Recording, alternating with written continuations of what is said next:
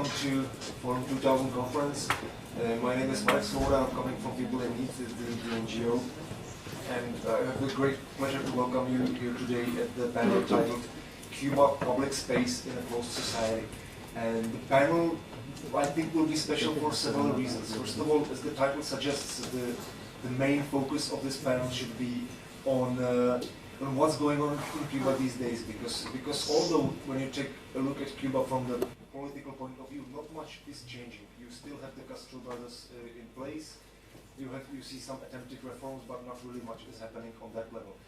Where is, however, a lot happening is on the level of the society. So from my point of view, I think we can see a lot of changes, a lot of initiatives, and a lot of activities that I think would be unthinkable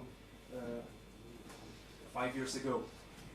I will go quickly because, as you can see, we have a live link directly from Cuba. So I will just quickly introduce the panelists. We have Tomáš Klvaňa, we have Regis Iglesias from Christian Liberation Movement.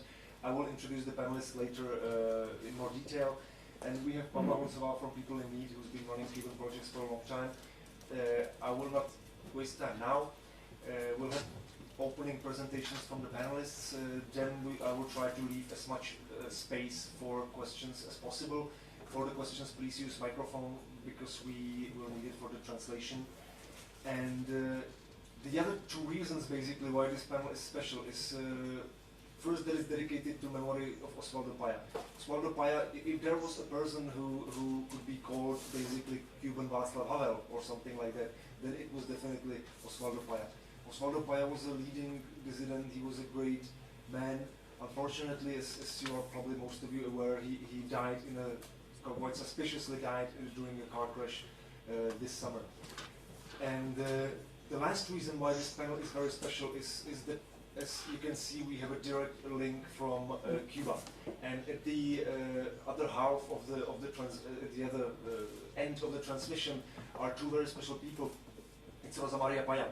Is the daughter of Osvaldo Paya, who will say a few words, and also it is Ioane Sanchez. Ioane Sanchez, very efficient and productive and famous and blogger dissident. So I think this is quite a unique thing. I hope that the technical setup will not let us down. If it will, we will improvise. But for now, I will pass the word to Cuba, to Rosa Maria Paya.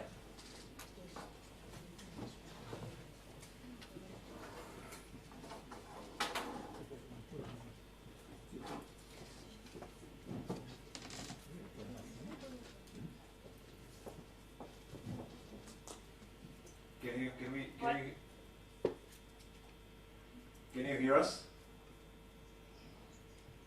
Yes, I can hear you. Okay.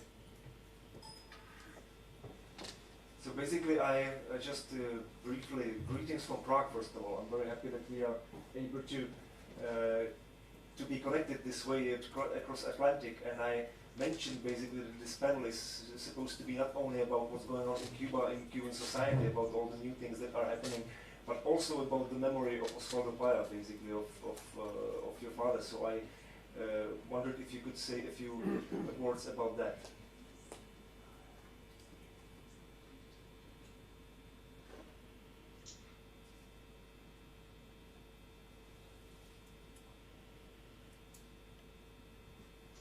¿Me escuchan bien? Sí.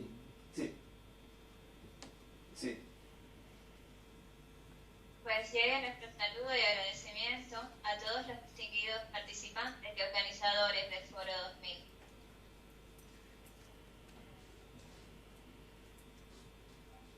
Mi padre dice que la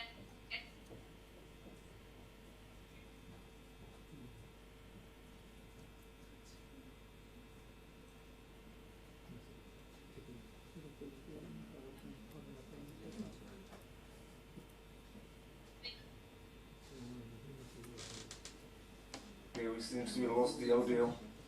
I warned y del against it. entusiasmo con que preparó sus intervenciones. Mi mirada, noticia del crecimiento de su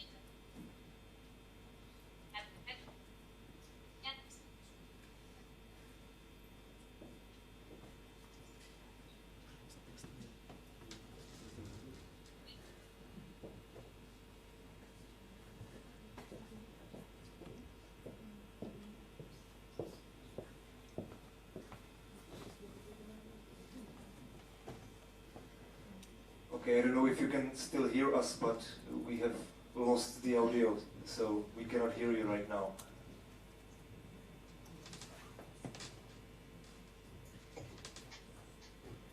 ¿Me escuchan ahora? Sí. Ahora sí. Well, we can start from the beginning or dígame.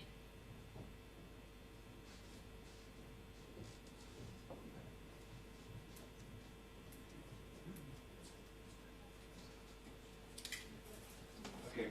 So I'm so just a message to Cuba, if you can translate it. I'm sorry, but we cannot hear you. But we sort of counted on that possibility because obviously the connection is far from ideal. And ahora sí. Okay, I think if you can write just. ¿Me oyen bien ahora? ¿Me escuchan bien? Sí, escuchamos ahora. Bueno, pues comienzo si es posible. Okay. Por favor. ¿Ok? Bien. Mi padre dice que la República Checa y el señor Václav Havel en su vanguardia son ejemplos casi solitarios de coherencia y perseverancia en el apoyo de los derechos humanos para Cuba. Soy testigo de las invitaciones que mi papá recibía cada año para participar en este foro 2000 y del entusiasmo con que preparó sus intervenciones. Recuerdo hoy el dolor en su mirada cuando recibí la noticia del fallecimiento del señor Havel. La noticia que le había nacido de su Praga hace años.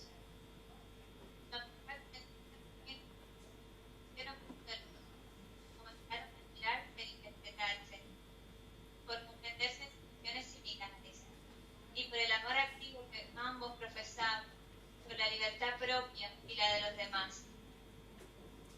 De modo que su encuentro en Praga fue el de dos viejos amigos que ahora se pueden encontrar para velar juntos por el bienestar de sus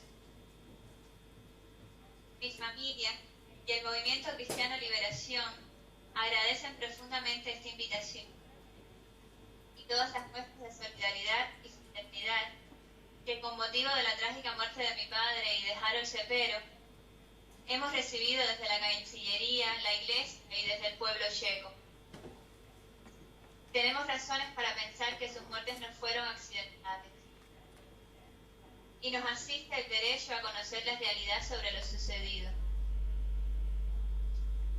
Confiamos en la ayuda de todos los amantes de la vida en la verdad para aclarar lo que hasta hoy otros se obstinan en ocultar.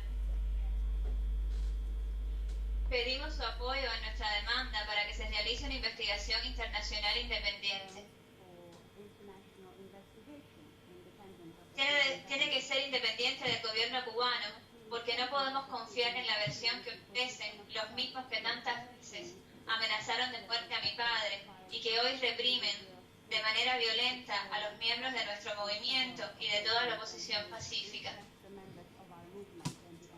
No nos anima la sed de venganza, sino el convencimiento de que la verdad es camino y fundamento de paz y reconciliación. A pesar de las restricciones que sobre nosotros pesan, son numerosas las iniciativas en el campo cultural, político y en el campo social que ponen de manifiesto la inconformidad de los cubanos y buscan promover los cambios pacíficos. No tenemos libre acceso a los medios de difusión masiva e Internet no es un derecho en nuestro país. Pero el movimiento democrático cubano, del que forman parte inseparable muchos exiliados, ha encontrado los medios para difundir su mensaje. También en las redes. Tenemos diversidad de estilos y de tendencias, pero estamos todos de acuerdo en lo fundamental. No escogimos, no podemos y no queremos vivir sin derechos.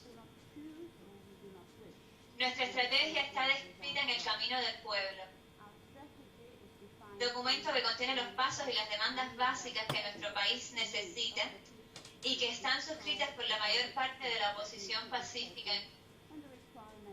y por muchos cubanos de buena voluntad.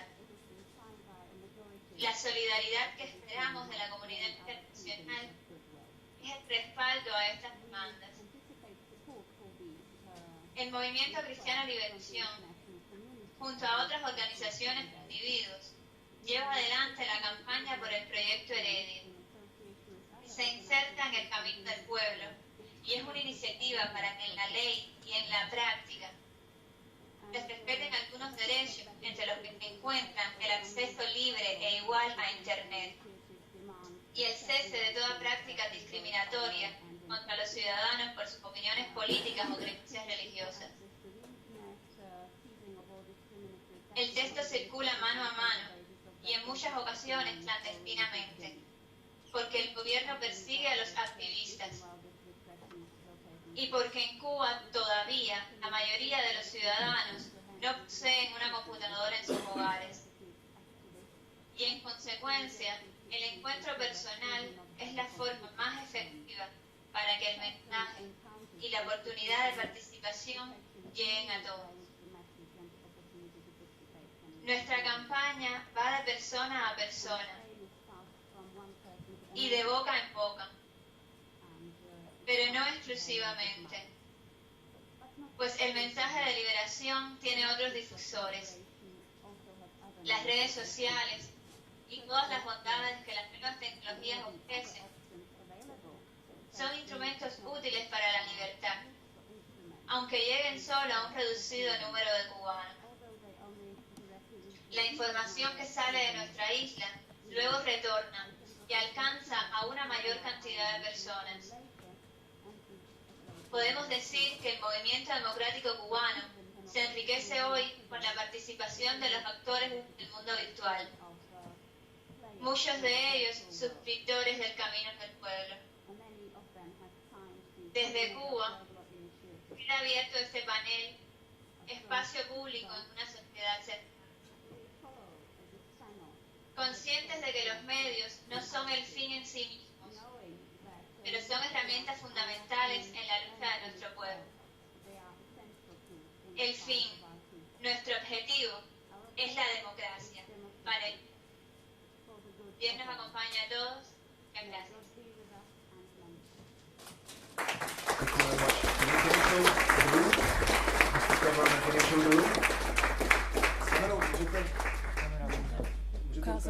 Muchas gracias. Thank you very much. I think it's a great introduction. I think that as you can see, now there are many people in Prague who wish you well. Please give one more round of applause.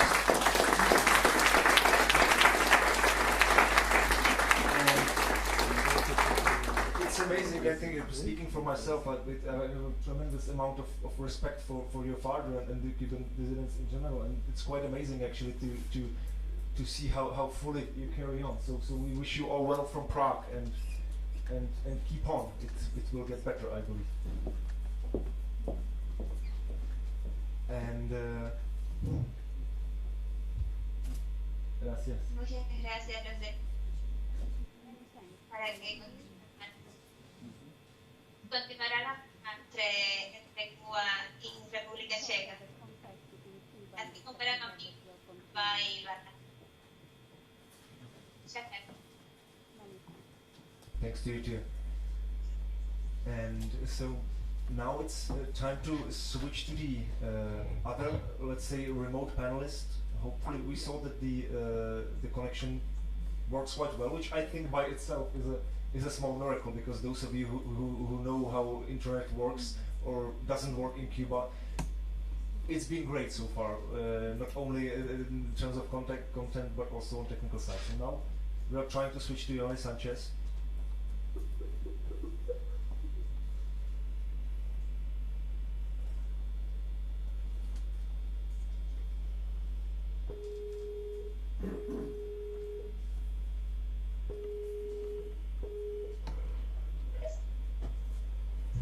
Hola, hello, this is Prague calling.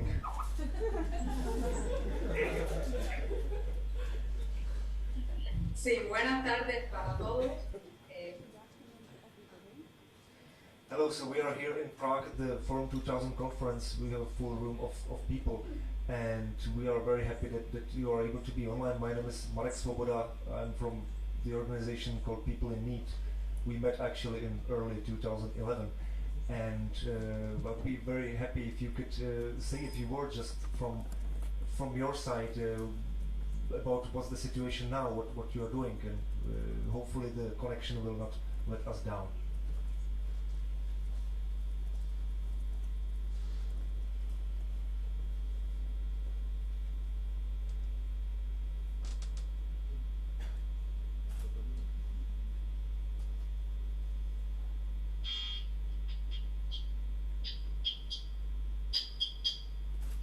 Sí, buenas tardes.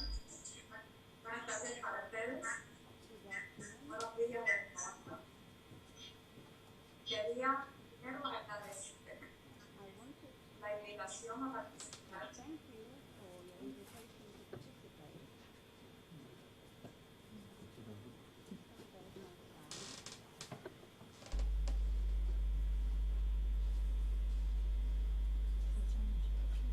Thank you. So I don't know if we can hear each other. Can you hear us?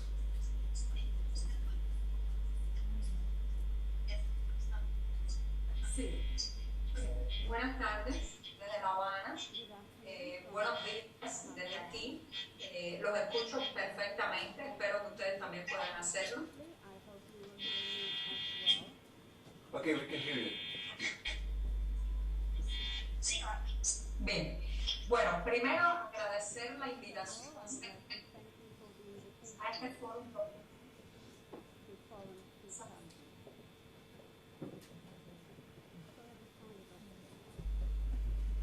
Okay, so it seems the rule that the beginning of the connection is wrong. Can we hear us now? Sí, yo lo escucho perfectamente. Okay, we hear always the introduction and then it gets lost. So we're very happy to have you here. And could you please start over and hopefully the connection will hold.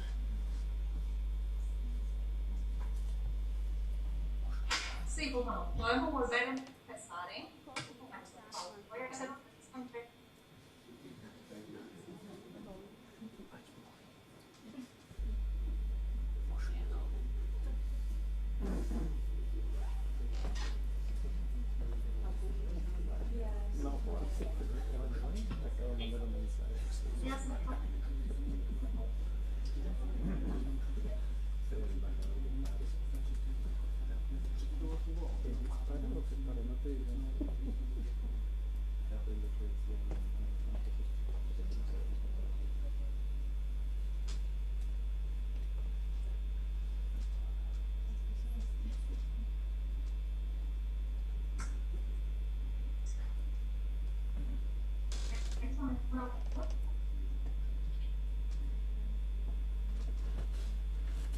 Can we hear?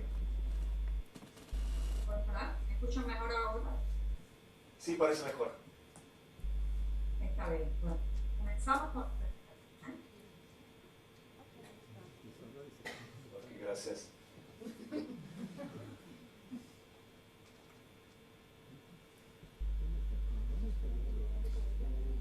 Bueno, repetía que un saludo desde La Habana, un agradecimiento por permitirme participar en este Foro 2000. Quiero enviar un abrazo desde Cuba a todos los participantes, a todos los interesados en la temática de esta isla, también a todos los participantes cubanos que puedan estar allí. Un abrazo solidario a mis patriotas. Un saludo también a Rosa María Payán, que sé que tuvo una intervención anterior a la mía. Mi solidaridad con todos los que están allí. Y bueno, pues voy a proceder a contarles un poco los avatares, preguntas, expresiones y personales. También desde el trabajo, por los qué temas están sacudiendo la realidad cubana hoy. O sea, cuáles son los grandes temas que se mueven, cuáles son las inquietudes, las grandes preguntas de esta isla hoy.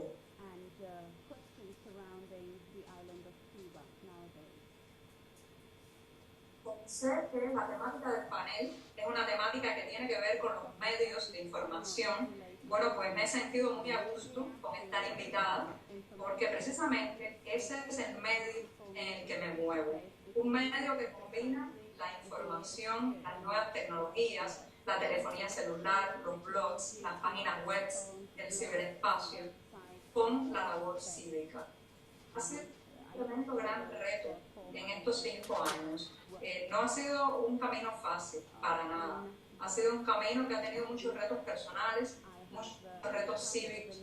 Considero que me ha ayudado mucho a crecer. Y a otras personas que a lo largo de toda Cuba están utilizando las tecnologías para expresarse, para narrarse, para denunciar, para convocarse. Sé que para ustedes, pues, el tema del acceso a Internet, para los que me escuchan, es un problema cotidiano. Sé que para ustedes las tecnologías son un acompañante constante en vuestras vidas y quizás pues no de la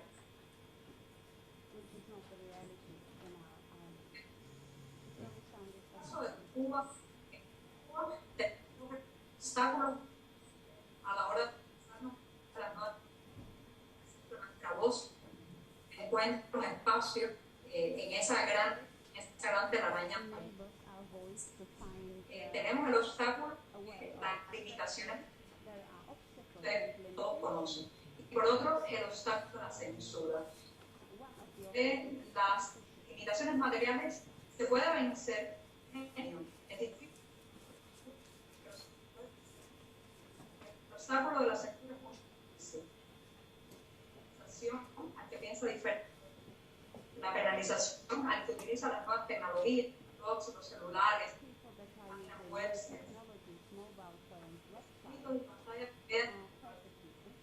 expresar una inconformidad crítico, aunque ni los móviles ni las van a traer la democracia.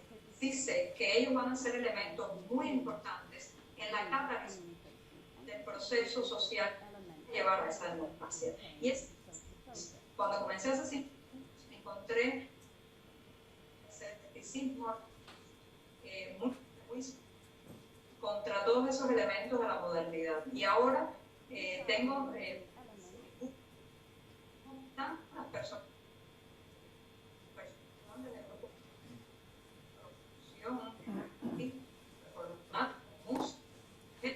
común y corriente está utilizando esas nuevas tecnologías para expresarse, para encontrar su propia voz cívica. Y sé que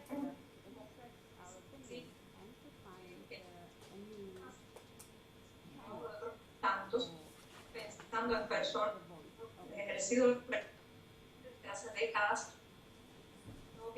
la represión, el ostracismo, el rechazo gubernamental, el golpe forzado, personas que han tenido los resultados víctimas de la violencia, del control, acoso a su familia civil. El que me queda ahora, gracias a todos del siglo XXI, se pueden narrar. Y yo sé, una gran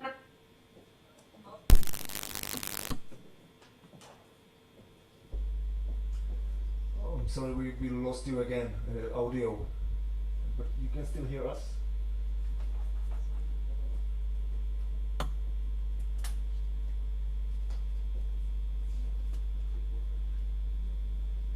Can you still hear us, or is it lost both ways now?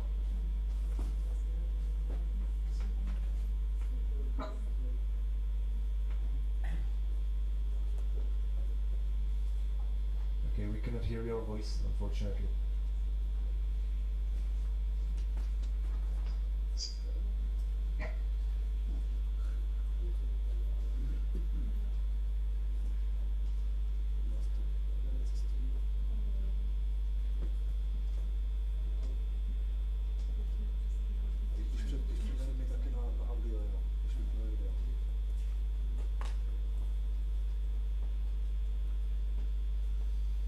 So we tried switching off the video. Is it better now?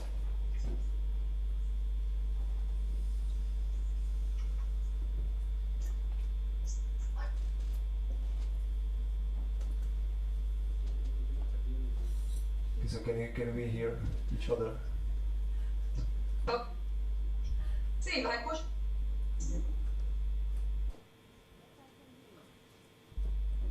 Okay, so we can try continuing like that. We can hear you off and on, so let's try it with just audio. Maybe it's better.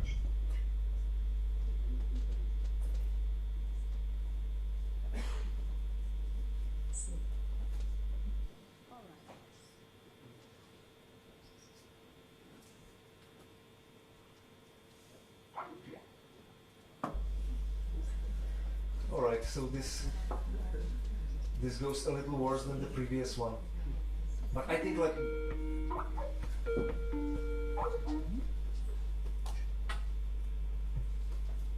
okay, is it better?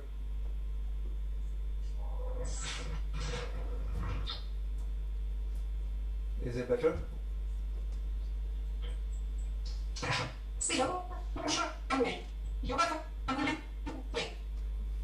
It's different. We can still we can hear you are there, but we cannot really. The connection is really bad on our side.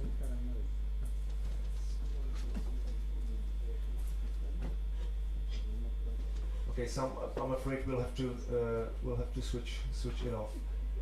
And so if you can hear us, Ioanni, I'm sorry that we had to cut it short like that, but we were hearing you off and on again. But I think that even in the very short time, although you were not able to finish, that it's quite unique actually that we were able to establish such connection. As I think anyone who knows how internet in Cuba works can appreciate.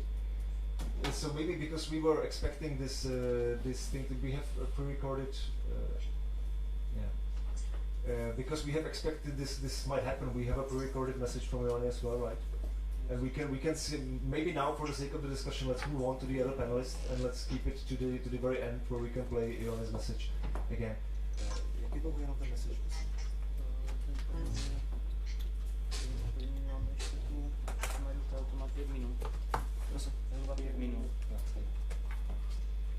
All right, so switching back to Prague, unfortunately.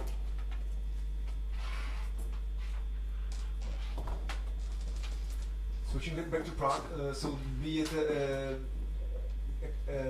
contribution or be it a proof of the quality of from what the little we heard from Ioanni Sanchez was that how new media are important and how it's not easy in Cuba to get to independent information. So be this a proof of what she had in mind, basically. But I'm excited because it's not. It might be probably the first video link I have seen in person from Cuba. In any case, I would like to move to our the other panelists. I would like to ask them for short opening remarks, to keep them within 10 minutes or so that we can have some time for discussion. And even during that, if you have a question, even during the panelist presentations, feel free to raise your hand and ask a question, but please use the microphone so that we have it for the translation. So first I'd like to introduce Mr. Tomáš Kolaja. He's the executive director of the Zdeněk Bakala non-profit programs. He's been very involved in the establishment of the Czech branch of the Aspen Institute. He also serves as at the board of directors at Economia Publishing and on the board of the Harvard Club of Prague, and currently mainly affiliated, if I understand, with New York University in Prague. And you have a great deal of experience in media, let's say, and how does it look in Cuba from your point of view now? What's going on in the broader sphere of civic society and media in Cuba? First, thanks for having me here. The only really meaningful affiliation I'm going to be using for this panel is the New York University, where I actually teach a couple of classes related to media, journalism, and society. As Marek knows, I visited Cuba this past July. I spent about 2 weeks there, and I was able to see from up close and personal how the media scene, especially the independent media scene, has actually developed. And it is a tremendous Having said that, what you have seen on your screens and what you have rather spottily heard in Ioanni's presentation is the entire problem that the Cuban, especially the independent Cuban people now on the island face, and that is still the continuing informational isolation, communicational isolation, which sort of reminds me the isolation we went through in the 1980s in Czechoslovakia during the last stages of communism. I recall that at the time my only alternative source of information was the US government broadcasting either via Radio Free Europe or Voice of America. And that really is not enough to ground you and to give you the full perspective on issues that you need to have in order to meaningfully participate in a civil society. Indeed, in totalitarian societies, like in Cuba, for example, civil society sleeps. In a society like in North Korea, it is in clinical death. That doesn't mean that there are no independent activities. Of course, there is a critical impulse to any civil society that in places like Cuba manifests itself in those brave men and women that we call dissidents. In the last few years, certainly after the Black Spring of 2003, when people were sort of expecting that the independent activity was squashed for a long time, exactly the opposite happened. There now is in Cuba a tremendous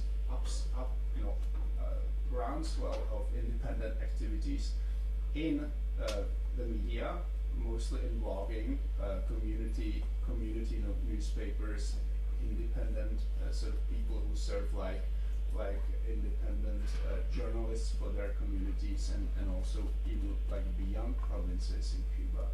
But of course this informational isolation is a big obstacle. Just to give you an example, you can only access the internet if you don't work for the government in some special position, or for example if you're not a medical doctor. You can only access the internet on government-run internet points that are located in cities and towns of Cuba. But the connection is tremendously slow and tremendously expensive.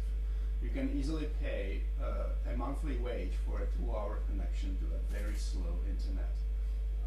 Once I needed to send a small JPG picture to Prague over the email, and I was trying for about 30 minutes, and then I gave up because the speed of connection was just not simply able to handle that.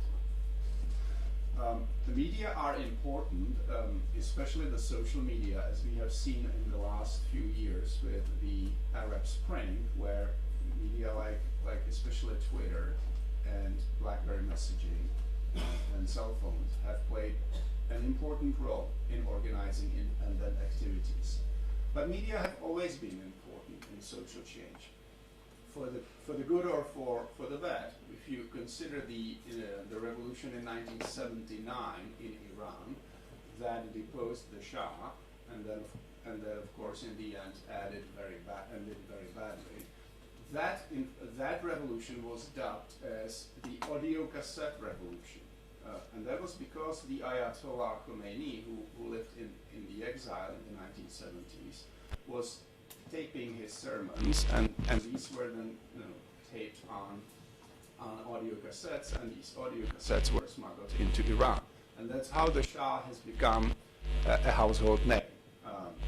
10 years after that, the revolutions here in Central Europe, and of course in Russia in 1991, were aided tremendously by visual communication. At the time it was mostly independent sort of visual video news recorded on VHS tapes and distributed among people here. Now, again, the most important means of communication are these digital communication technologies that enable instantaneous communication via social networks like Facebook, Twitter, and others.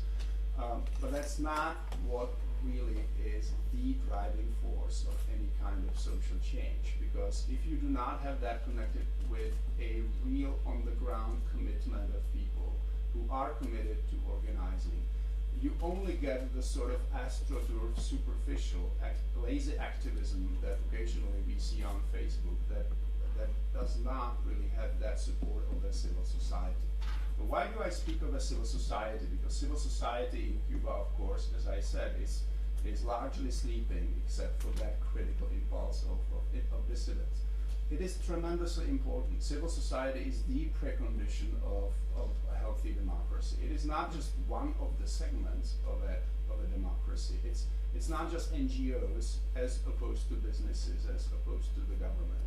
Civil society encourages active participation in a society. If people are not active in a civil society, they do not care about things that transcend their own immediate self-interest. Even in a democracy, we can see a democracy without the democrats. And that's what we have been seeing here in this country for a long time. And it is only changing in the last several years, during which civil society is actually seriously waking up and is providing for the clash of ideas, the clash of various interests, and in that gives people a sense of ownership of a democracy. Why did it happen in the Czech Republic and before that in Czechoslovakia? Why do I think that civil society here is actually in a slightly better shape than in some countries in the region, for example in Hungary, where it is tremendously weak, and as a result of that, you have tremendous politicization of everything. There are two parties in Hungary that try to parcel out and subsume anything that's out there in the public life, and it actually impoverishes public life, and it paves the way to extremism, xenophobia, racism, as we are now seeing in Hungary quite a bit. Why do I think that despite all those problems with corruption and mismanagement and other problems, we in Czech Republic actually are better off? I think that's one of the reasons is that the revolution in 1989 was sort of spearheaded by an embryo of civil society. It was a coalition of dissidents, students, and artists that actually was able to organize with the media of that time to spearhead the change. And I think that we are seeing a similar movement in Cuba today. People organizing in provinces, thousands and thousands of people engaged in independent political activities, but also in independent cultural activities, much richer cultural activities than we have seen in Czechoslovakia in the late 1980s. So I'm slightly optimistic about the development in Cuba. It will take time for a change, but the embryo of a civil society is already there, and if you rely on that, then the transition for the Cubans will be easier to make than if the civil society was weak and everything was just engineered either from the top level of the government or even from the exile in the United States. Thank you very much. I think you made a number of very, very important points that I would agree with the point that indeed it's people organizing in the provinces and pretty much organically on the low level, and also about the role of media that usually plays in that, and that I would also agree with the point that what we are seeing in Cuba now already. Cuba that is basically an old school totalitarian regime. It's not one of the new authoritarians that are much smarter, the repression is much more selective, it's much more difficult to pinpoint. Cuba is pretty much, I would say, old school regime, not unlike in some ways to what we had here in the 80s. And by that comparison, as you noted, I would agree that basically the civic society there is already farther ahead than it was here. Whatever the reasons might be, of course, it's a different time and a different region and everything, but I think those are very important points. And with that, I would like to pass the floor to Mr. Regis Iglesias, who has a very, I think, unique point of view. Regis is a member of Christian Liberation Movement since 1989. He has been acting as its spokesman since 1996. And member of the Coordinating Council, and he was actually one of the 75 dissidents arrested during the so-called Black Spring in March 2003, and he was sentenced to 18 years in prison. and he was able to get out of the jail in 2010, and he was as there was a political deal for a number of such prisoners. He was immediately expelled with the family to Spain, and he lives in Madrid today, and he continues his work as long distance, let's say. So, and I think that from that point of view, it's your perspective is unique. You are not only someone who is a very much insider of the Cuban dissident movement. You've been a journalist as well, but also someone who's able to see it from a bit of a distance now. So how do you see what is going on in Cuban civil society? What is going on in let's say public space in a closed society, as is the title of the panel? What is happening, and also from point of view those in Europe, yours and also ours, what can be done? What can be, how it can be helped?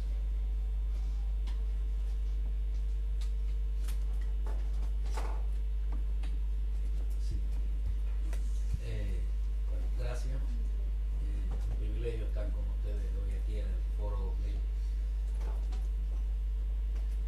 No, básicamente, como acaban de ver con los intentos de comunicación con Cuba, seguimos en la de piedra en esto de las redes sociales y en esto de la internet.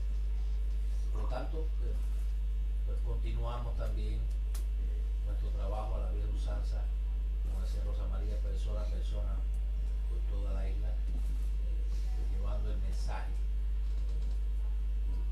todos los proyectos que a favor de la libertad de Cuba nacen de la oposición. Yo quería comentarles un poco hoy, he preparado algo aquí, ahora que en especial se habla tanto de que han habido ciertas reformas en Cuba, con motivo de esto, qué es lo que se necesita para avanzar, para apoyar a los cubanos. Pues yo creo que tanto los medios de comunicación, las redes, el apoyo de la democracia del mundo, pues deben hoy estar al lado de estos cubanos, que dentro de Cuba, sin internet, persona a persona están trabajando por el referendo, por un plebiscito para que la soberanía vuelva al pueblo. Los cubanos comenzamos la transición hace una década. El 10 de mayo de 2002, 11.020 ciudadanos cubanos presentaron a la así llamada Asamblea Nacional del Poder Popular de la isla una solicitud de plebiscito para que se garantizaran en las leyes los derechos de todos. Esta iniciativa de ley pudo ser presentada al Parlamento, que absolutamente controla el régimen, en medio de una feroz persecución y una represión brutal que en marzo de 2003 llevó a la cárcel a más de 40 gestores nacionales de dicho proyecto de ley, conocido como Proyecto Varela. En prisión pudimos enterarnos de una nueva entrega de solicitud sobre este referendo, respaldada esta ocasión por 14.384 firmas de ciudadanos que se sumaban al reclamo popular. Es interesante que en una sociedad hermética y represiva como la cubana, más de 25.000 ciudadanos den individualmente ese primer paso de liberación, respaldando el gesto colectivo y solidario que beneficiará a millones de cubanos, haciendo pública la entrega de sus datos personales para un proceso que reclama el inicio de la transición pacífica y ordenada hacia la democracia. Esto había sido inédito en la Cuba comunista. La base social que representan estos ciudadanos continuará ofreciendo a la oposición democrática cubana infinitas posibilidades y capacidades. Podría llegar a conjugarse en su momento la fuerza del reclamo de la ley y también la masa ordenada y decidida que pacíficamente cambie con su desafío pacífico la sociedad cubana. Sus 5 propuestas: libertad de expresión y asociación, libertad inmediata de los prisioneros políticos de conciencia, libertades económicas para los cubanos, derecho a participar libremente en el gobierno del país y elecciones libres y democráticas, resumen lo que el pueblo cubano necesita con urgencia. Más de 17.000 cubanos dentro y fuera de la isla han participado de los equipos de diálogo nacional iniciados en 2004. Estos cubanos han diseñado un programa transitorio que define las pautas a seguir en el proceso ordenado y cívico de reconciliación y cambio. Son ellos la referencia ineludible para la transición y para la Cuba del futuro próximo, que se diseña entre todos y sin exclusiones.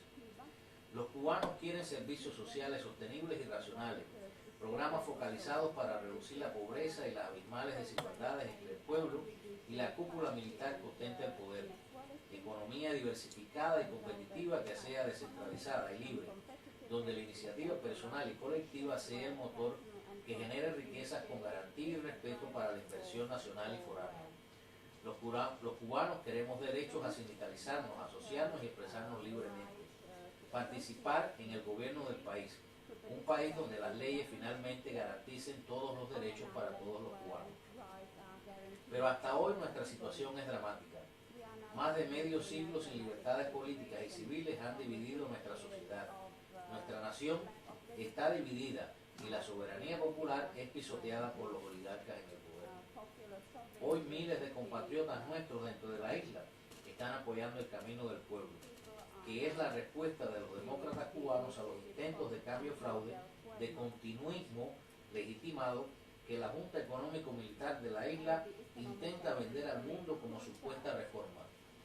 Ninguno de ellos, los compañeros de lucha, puede hoy estar aquí como nosotros, porque el régimen cubano no les permite salir de su propio país.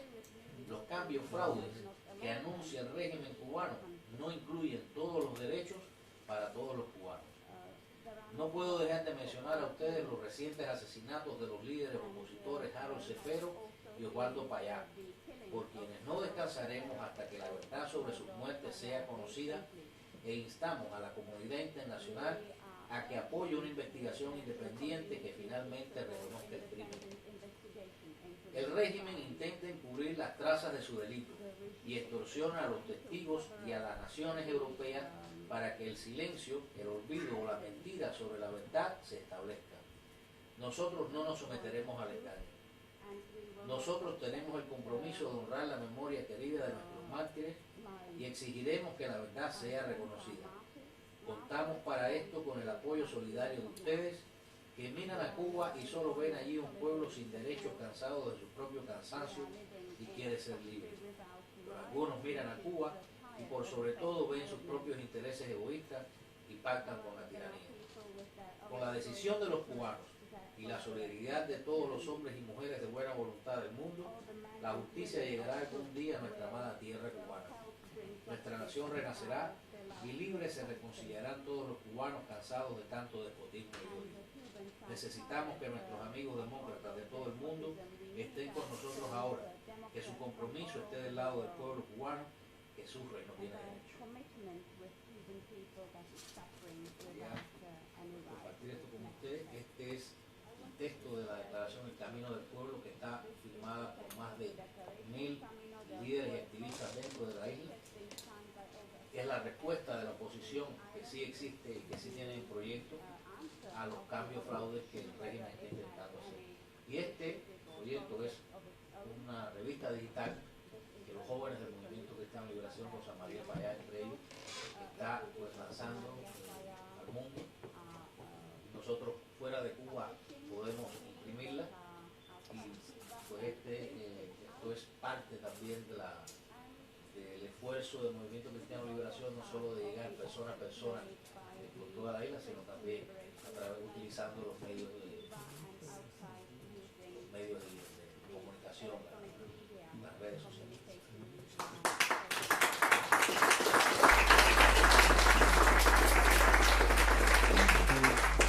Thank you very much. I'm sorry for technical reasons I missed the very last part, so I hope you just didn't say it. But I wanted to ask one more question. Basically, at Forum 2000 in Europe, you live in Europe, especially here, it's a quite the participants of Forum 2000 are relatively a mixed bag of people. You can get people who are somehow already involved in media, business, or in democracy support, or just students, or academics, or business professionals. There's a great variety of people around. So basically, for I think most of the people here, questions: what can we do? Is there anything we can do? Are there any online resources that you would specially mention that you can really get reliable, often updated information from Cuba on the internet? So what can we do? like as citizens. I mean, not, we can imagine what the governments should do, maybe, but what can be done, or at least where to go to be able to regularly read about what's going on in Cuba.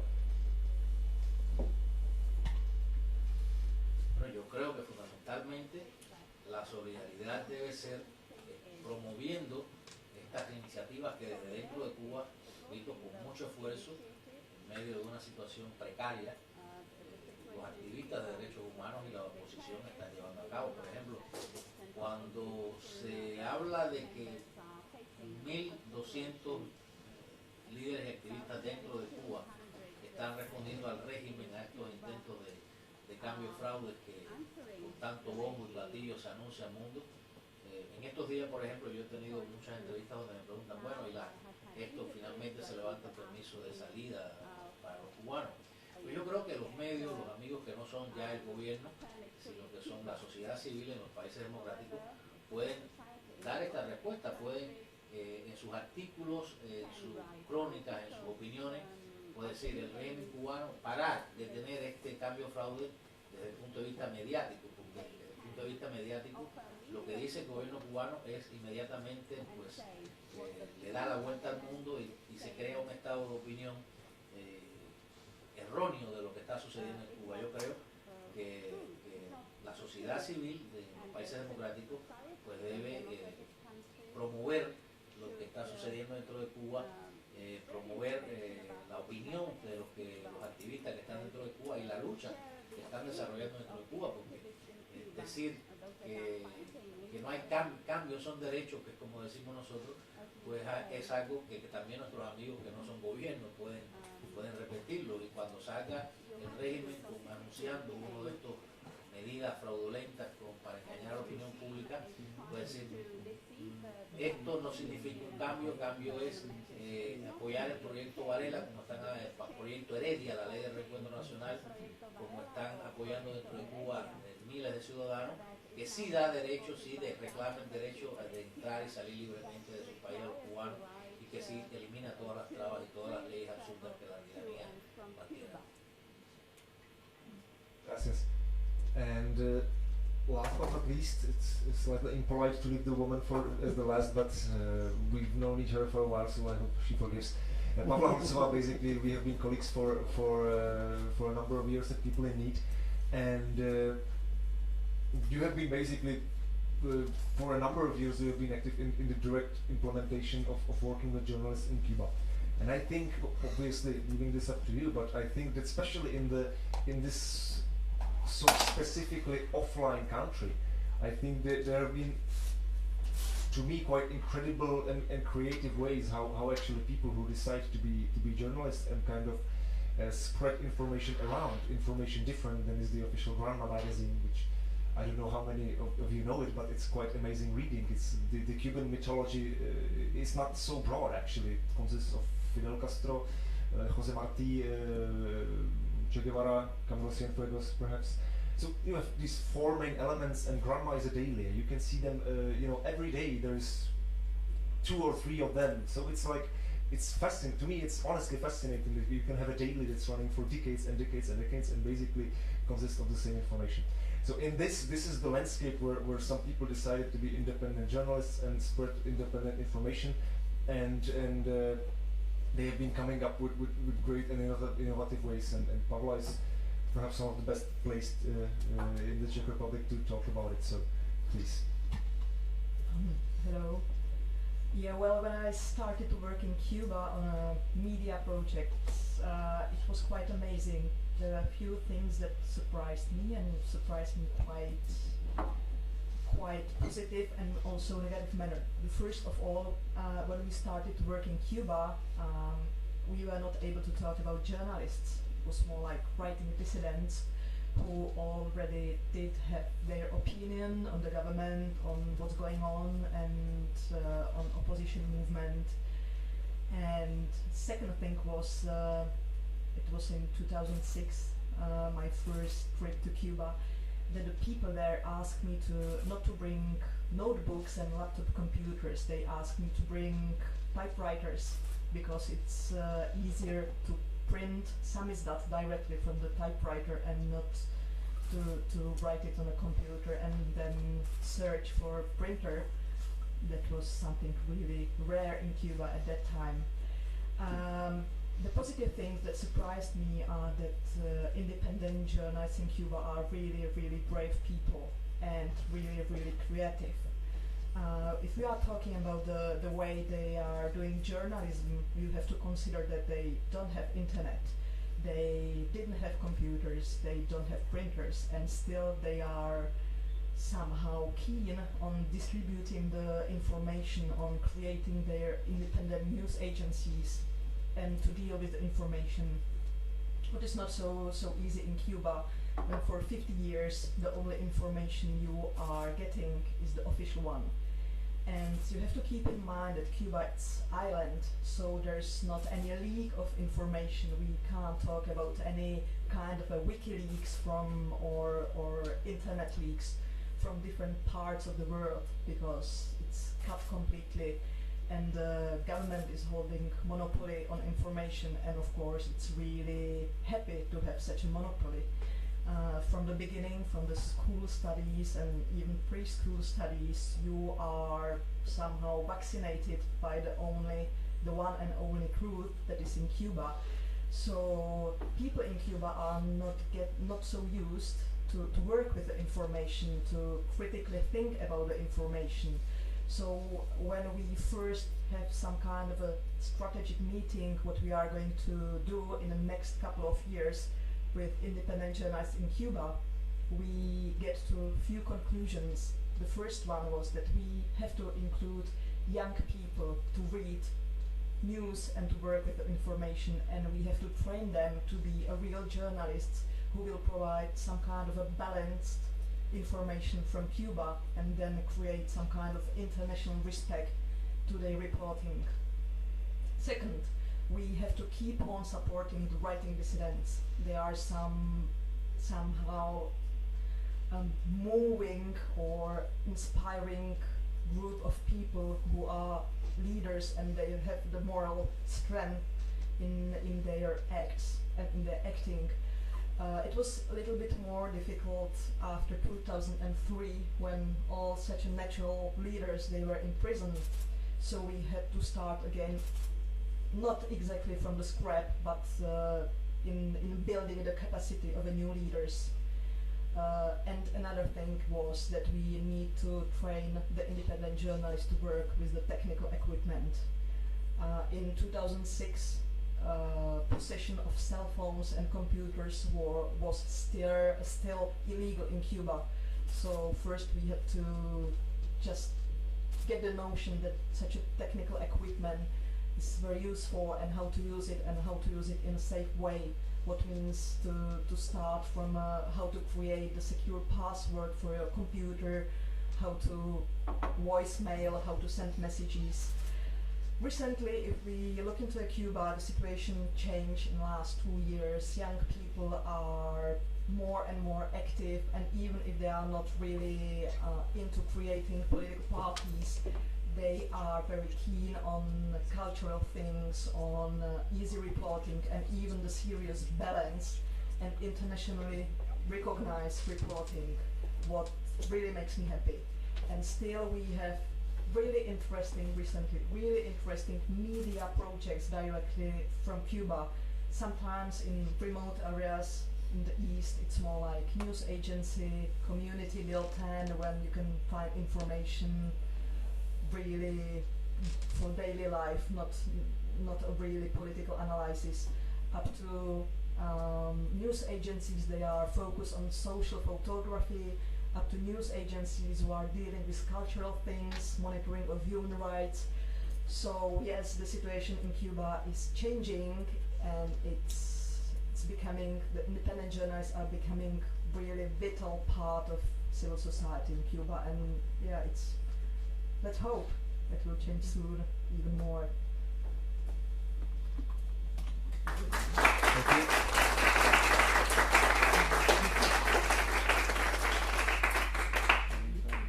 To me it's quite amazing, not only how these people are coming with creative ways how to get around these blockades, but also, as you mentioned, that quite a fair number, I would say, of them are really non-political things. There's something that we would, without, at first glance, we wouldn't think about them as something, community bulletins, as you mentioned, or social events and stuff like that.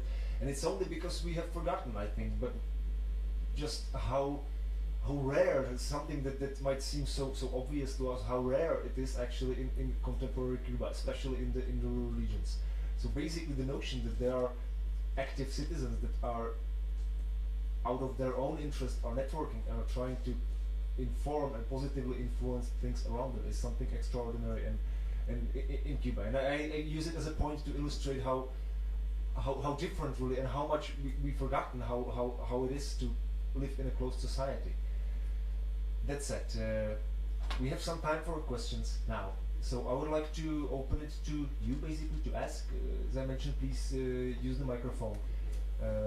Let's collect a few questions and then we can, please. Good afternoon. My question is targeted to Mr. Iglesias. It's divided into two parts. First, did the Cuban democratic movements recently ask the European Union for help?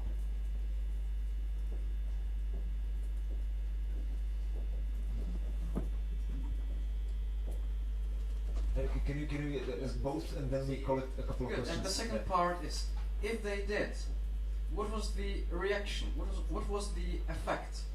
What was the response of the European Union institutions? Thank you. Okay. Can we take some more or two more questions if there are any? Please. Okay. Please. Hi, do you mind speaking Spanish, okay? Sure. Thank you. Me llamo Pablo Guerrero, vengo de Quito, Ecuador, soy un perseguido político, de hecho vivo en Praga, soy un asilado político en la República Checa y me solidarizo con el pueblo cubano. Sorry, the microphone is switched off or something. Decía que me llamo Pablo Guerrero Martínez, vengo de Ecuador, soy un asilado político en este país y quiero saludar al pueblo de Cuba por intermedio de Reyes que nos ha hecho una intervención. Y quiero ir un poco más al fondo del tema de media y democracia, establecer la naturaleza de la palabra. ¿Qué está pasando en nuestros países como Venezuela, como Ecuador, como Bolivia, con el modelo de Cuba, que de hecho es un modelo antiguo del totalitarismo? Que la palabra está considerada como un bien público, está considerada como un hecho público, y al ser un bien público puede ser administrado por quien maneja el Estado, los gobiernos. Pero la palabra es mitad de quien la dice y mitad de quien la recibe. La naturaleza de la palabra siempre es privada, no es pública, porque sale de la boca de una persona y llega al oído de otra persona. El hecho que se amplifique por los medios no quiere decir que la palabra se torne pública. La naturaleza filosófica, mi manera de ver de la palabra es su carácter particular y privado. ¿Por qué digo esto? Porque he visto que ustedes en las alocuciones han apostado a que va a encontrar un mayor nivel de liberación el pueblo de Cuba cuando se extienda los medios online, los medios digitales. Pero los medios digitales por sí solos no van a detonar una explosión de democracia en ningún lado, mientras no se entienda que la palabra pertenece a los individuos y no pertenece a los estados. Entonces la pregunta que yo quiero hacer a Reggie es, ¿qué hacer en Cuba, más allá del internet, más allá del Facebook, más allá del Twitter, para que cada individuo entienda esta relación natural del carácter individual de la palabra y de la comunicación? En la medida en que se puede encontrar una respuesta a esta, yo creo que el pueblo cubano habrá recuperado su palabra y, lo que es más importante, su derecho a pensar, porque recordemos que la expresión tiene como precedente el pensamiento libre. Gracias. Gracias. There's a question here, Ford.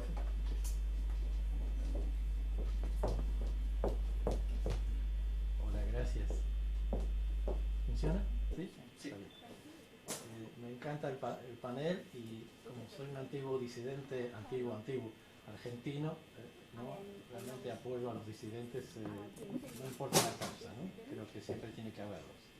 Y como periodista, por supuesto, no me gusta la censura, ni la autocensura, ni nada por el estilo. Pero tengo una pregunta en relación a los nuevos medios de comunicación, Facebook, Internet, etcétera, etcétera. Regis, Marek. Sì. Vypadá mi jako Karel Gott.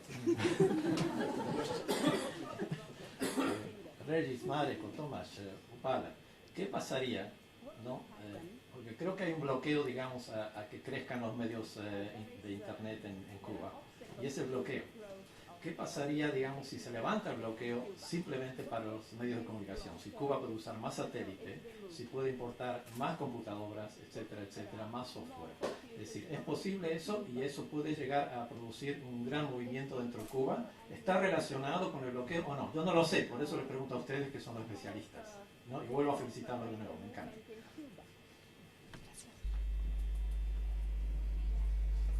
Okay.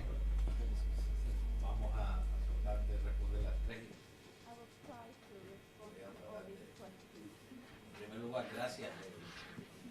Nosotros siempre hemos dicho que no hay dictaduras buenas ni de izquierda ni de derecha, son dictaduras y hay en todos los casos.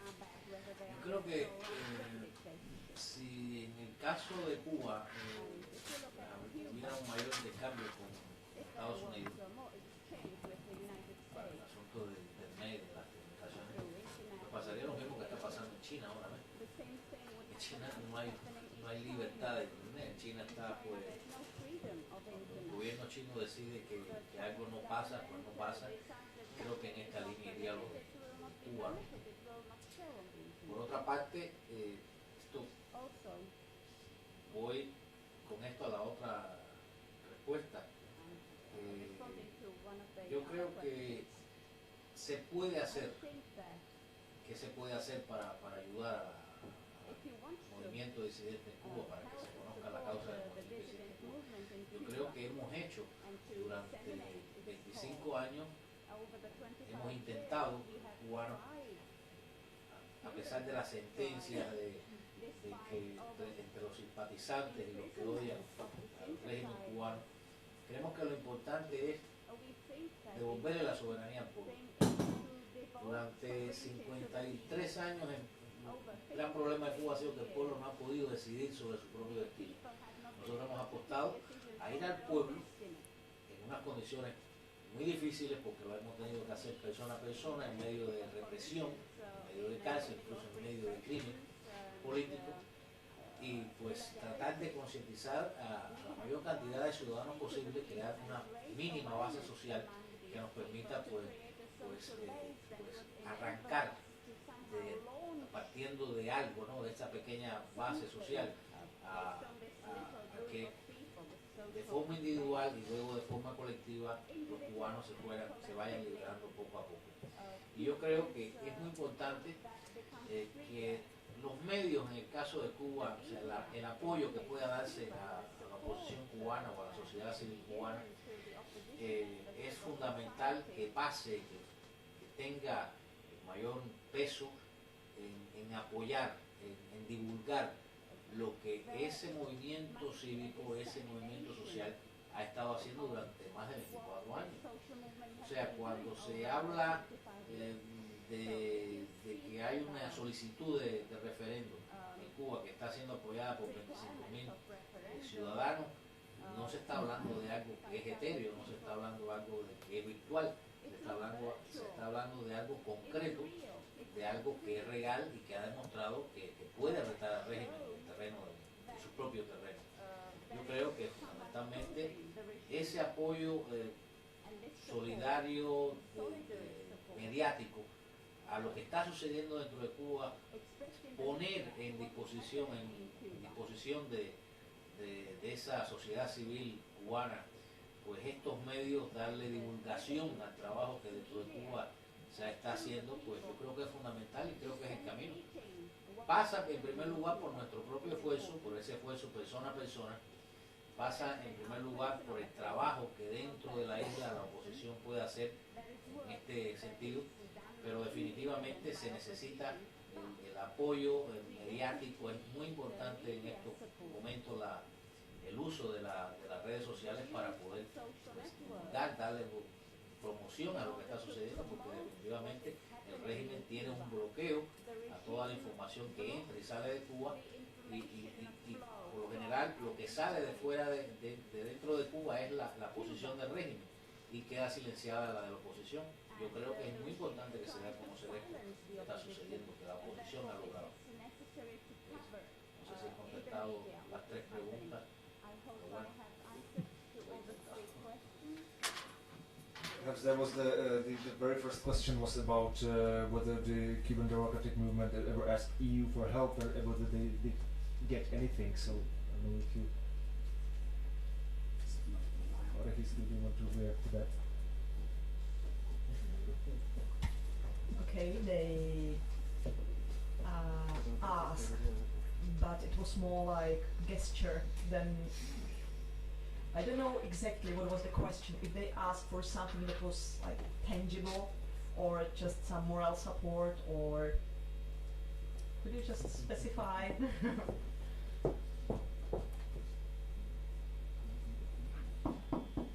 Works. Well, if the movements ask for any kind of help, financial or advisory, if they asked, for example, the European Commission, who has its own department which is called External Relations, but it was not targeted to only that European institution. Means help in terms of finance, in terms of internet publications, and any other kind. Yeah, That's it.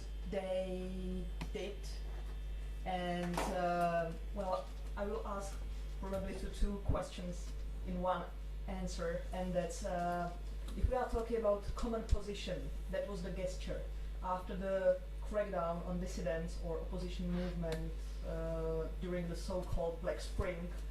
There was the joint statement of EU that is called common position, and it was a kind of a embargo to Cuba. It was more like gesture because still the economic ties stayed on a high level, but still it was a gesture that showed to opposition in Cuba that we do care and we are following your cases. And second is, if we are talking about money and more tangible help, they are usually, the opposition movement in Cuba, they are usually asking the people they know if they need something in particular, like we need more computers, we need more money for our campaign, we need such a kind of a training. They ask people they know and NGOs they know. We've got a network of NGOs working in Cuba, doing programs in Cuba that is called Cuba Europe NGO Network, what is not really a creative name, but it works. And we coordinate the support, so if one from the opposition movement is asking for something, we coordinate the help, because we find it more effective and efficient. So to sum up, the EU institutions did not take any action. They It's just really, submitted you know, a written material. You know, Is Cuba that right? is really sensitive case if you are talking about the European institutions. It's not only because of the Spain, and it's not only because of the Czech Republic, who are representing probably the most radical attitudes towards Cuba. It's also for the rest of the country, of the European Union. Sorry, it's not so you know, it's really sensitive. And even if you are asking for the European money to have a project in Cuba, it's such a sensitive issue. They would not deny you, but they wouldn't give you the money. I think it's a good question to be raised at the European House. So we would like to raise the hand. You know, from our point of view, being an NGO with a relatively clear point of view, it's just yeah, well, European Union should do more about human rights in Cuba. There are hundreds of people being arrested every month. So, but I think that the question is relatively broad. Thank you, Mrs. Holzauer. Okay. And if I may add one more thing, that basically you can see bits and pieces being done by the European Union, which means so for example the Sakharov Human Rights Award in 2010, I think it was awarded to Guillermo Fariñas, a Cuban dissident. So it is like something that somewhat they was able to push through in the European Union. You have a let's say pro-democracy group of members of the European Parliament, but for the European Union as such, it's not, you know, it's the points of view are very different. I'd also like to mention one point that I liked that I think was very similar in the second and the third question, was basically digital media don't lead to explosion of democracy, and what's going to happen if the communication all of a sudden is free? So will it happen some sort of breakthrough? And I don't know. From my point of view, it's an academic debate. Nobody knows basically, and as much as new media are kind of the flavor of the day or the year, there's been a lot of talk about, you know, Arab Spring and Twitter and Facebook, and was Arab Spring caused by Twitter and Facebook? Of course not. But at the same time, so it seems to be like a hot topic. But at the same time, I do believe that the possibility of the people to relatively freely communicate counts very much. It's very difficult to in my view, to then establish the exact results. So we have Twitter, which means, you know, breakthrough in 2 years. We have Twitter and Facebook, which means breakthrough in 1 year. It's not possible, but I would say that it does play a role that is difficult to measure, but quite important. Moshi, do you want to react to just briefly, because I touched upon it a little bit in my introductory presentation, but I think that if you had more means of communication, if the internet was speedy and everywhere in Cuba, so that people could access it in a reasonable manner, for example, like in China, it would automatically not lead to a social change and the regime change, but it would certainly help, because you shouldn't really underestimate the tremendous informational isolation. It's not just about the people being able to organize and communicate, it's also about people being able to read independent information, which is very much circumscribed in Cuba, and certainly it isn't that way in China today. In many ways, Chinese are not fairly well informed. And that helps fostering civil society, independent and critical thinking, which is fairly underdeveloped in Cuba after 53 years of communist dictatorship. So it is not a panacea, of course. It would still take people to commit to a social change via real action, but it would help. It would certainly help to change the atmosphere and sort of enrich debates. Thank you. Any other questions? No. It's quite an interesting topic. In that case, I would ask more specific technical thing. So for independent journalists working in Cuba these days, and so technically, how is the information spread? I know that you know, Ioane herself was kind of created with several others quite this very sophisticated system of linking cell phones to email accounts and so on. The journalists that you have been working with basically also use quite innovative ways how to get these things around, because obviously in a pretty much offline country, it's not, they typically don't go online.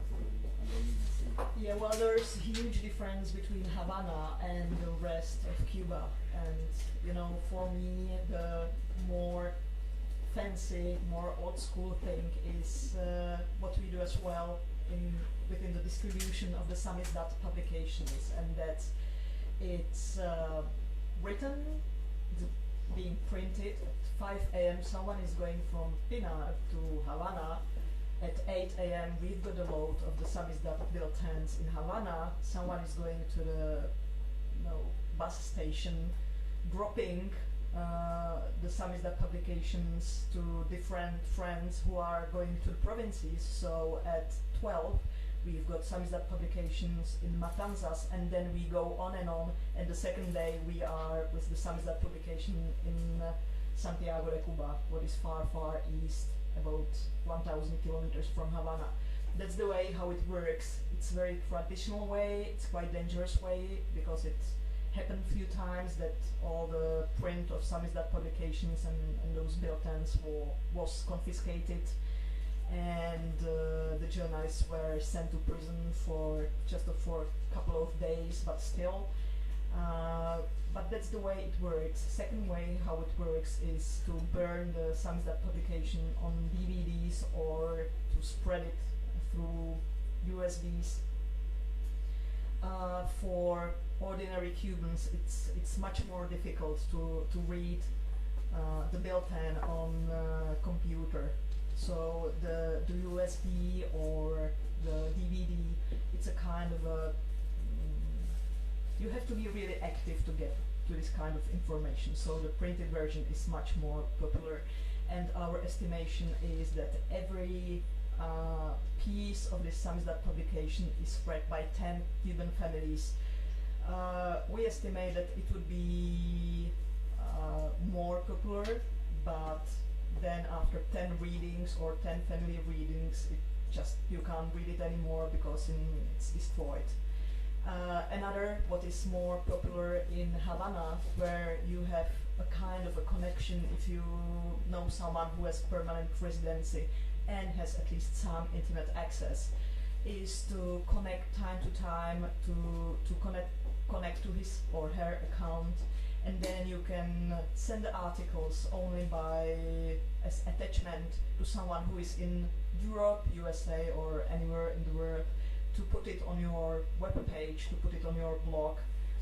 And that's probably the most visible way how to get information out of Cuba. You probably know the blog of Joanny Sanchez that is called Generation Y or Generación Y, and it has many translations. You can read it in many languages, and its popularity it's huge.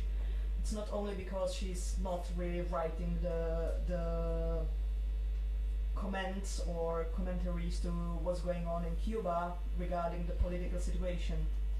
She's writing short stories from her life, what at the end has much bigger impact than any long academic studies of what's going on.